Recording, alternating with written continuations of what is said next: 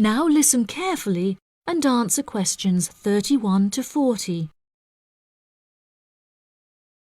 Great Britain is often hailed as the home of football, with talented players travelling from far and wide to play for teams in the English Premier League, one of the most popular football leagues on the planet. Today we are going to take a look back to the 19th century Great Britain, in an attempt to trace the evolution of the beautiful game, as it is now known. Prior to the 19th century, the game featured a wide variety of local and regional adaptations, which were later smartened up and made more uniform to create our modern-day sports of association football, rugby football, and Ireland's Gaelic football. Even up to the mid-19th century, Shrovetide football, or mob football, was still widely practiced. According to the rules of mob football, there were no rules. A player could legally use any means whatsoever to obtain the ball, such as kicking, punching, biting, and gouging, with the only exceptions being murder and manslaughter. These games may be regarded as the ancestors of modern codes of football, and by comparison with later models of football, they were chaotic and had few cooperation.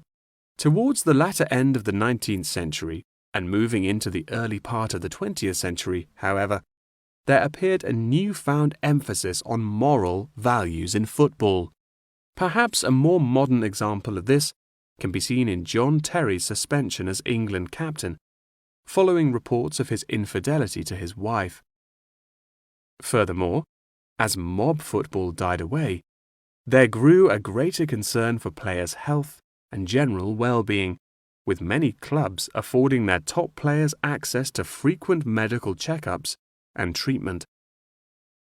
Despite the presence of Great Britain's unique state-funded National Health Service, football clubs are still seen today providing team members with state-of-the-art healthcare facilities, with the top clubs even housing their own specialist doctors and physicians.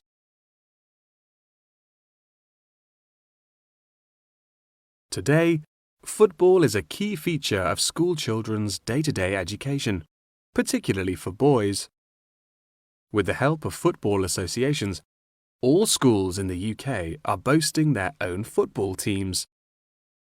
This mainly comes as a result of pressure put on schools and the government by concerned parents, who felt that football education taught their children valuable lessons and indeed vital life skills, such as teamwork and a drive to succeed.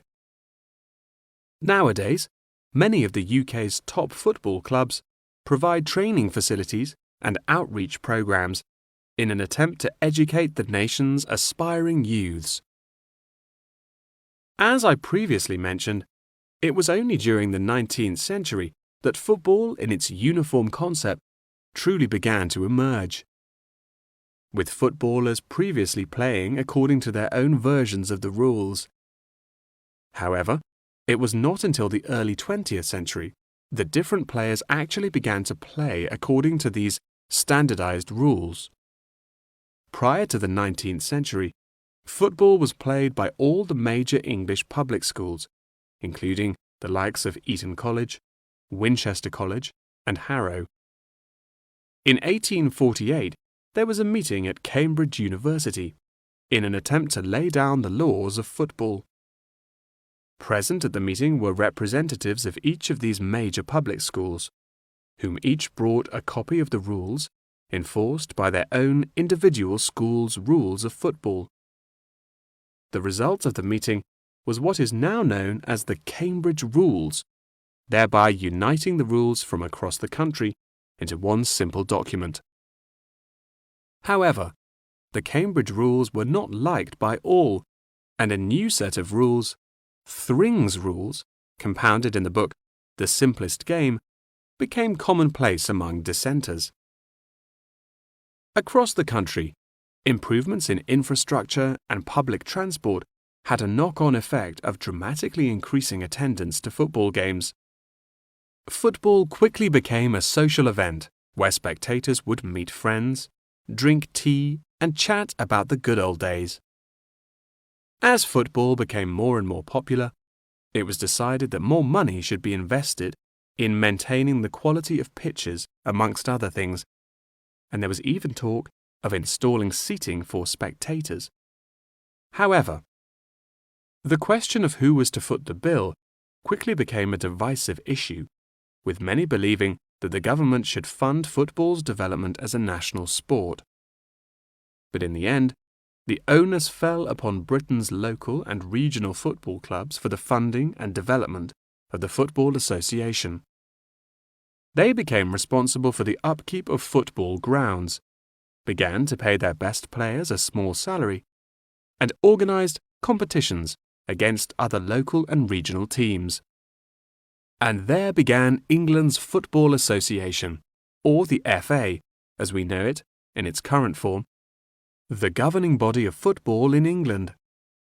As the FA continued to grow and accumulate greater wealth, it was able to attract more and more talented young men from across the country, before finally accepting professional talent in the early 20th century. Today, football is played at a professional level all over the world.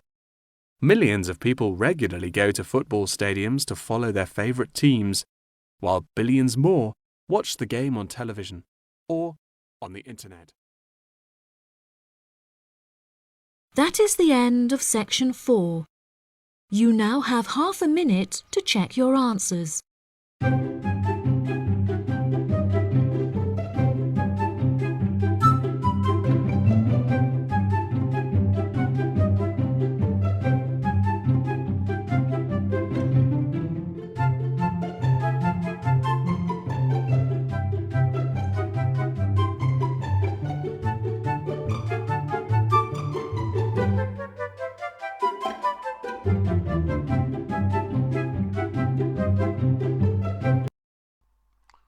Hi, this is IELTS Bob. I would very much appreciate it if you could like, subscribe and share this video, as this will enable me to help more IELTS students reach their IELTS goals. Very much appreciated. Thank you.